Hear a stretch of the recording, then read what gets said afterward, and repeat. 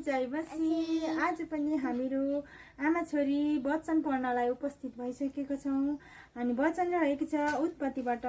ल सुरु गरौँ है छोरी। अनि परमेश्वरले भन्नुभयो अन्तरिक्षमा दिन र रात छुट्याउनलाई ज्योतिहरू हौन्। तिनीहरू ऋतुहरू दिनहरू र वर्षहरू छुट्याउन चिन्हको रूपमा काम गरून् र पृथ्वीमा प्रकाश दिनलाई अन्तरिक्षमा ती ज्योतिहरू हौन्। तब त्यस्तै भइहाल्यो। अनि परमेश्वरले दुई विशाल ज्योतिहरू बनाउनु भयो। ठुलो ज्योति दिनमाथि प्रभुत्व गर्न र सानो ज्योति रातमाथि प्रभुत्व गर्न उहाँले ताराहरू पनि बनाउनु भयो। अनि परमेश्वरले पृथ्वीमा प्रकाश दिनलाई दिन र रातमाथि प्रभुत्व गर्न अनि उज्यालो र अँध्यारोलाई अलग गर्नलाई ती आकाशमा राख्नुभयो। अनि परमेश्वरले हेर्नुभयो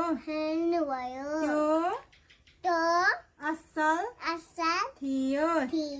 साँझ पर्यो र बिहान भयो।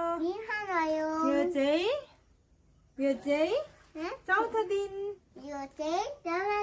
परमेश्वरले बनाउनु भएको चौथो दिन चाहिँ हामीले पढिसकेको छौं हैन।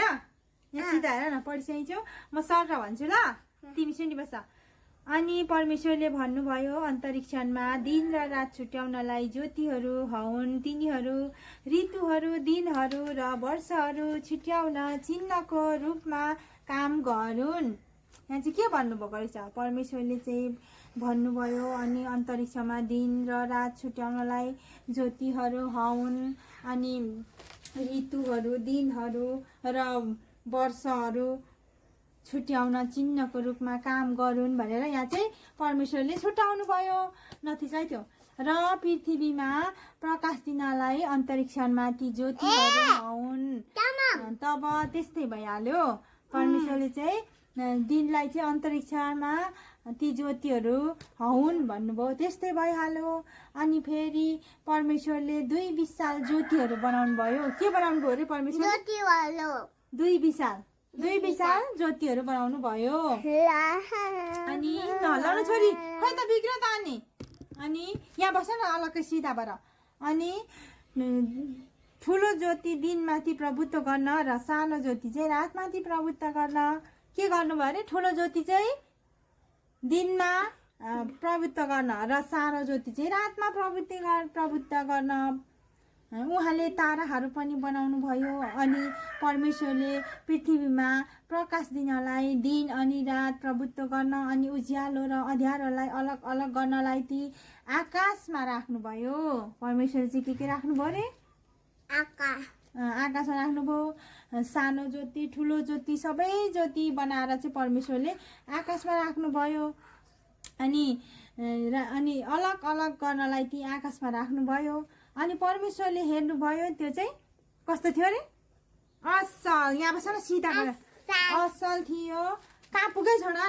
हेर यस्तो असल थियो। अनि साँझ पर्यो र बिहानी भयो अनि चौथो दिन सक्यो। आमेन। सबैजनालाई जय मसी भन, जय मसी। हाम्रो भिडियोहरू हेरिदिनु होला अनि लाइक गरिदिनु होला, कमेन्ट गरिदिनु होला, मन परेमा सेयर गरिदिनु होला अनि हाम्रो युट्युब च्यानल चाहिँ सब्स्क्राइब गरिदिनु होला। टाटा बाई बाई, फेरि भेटौँला अर्को भिडियोमा। जय मसी।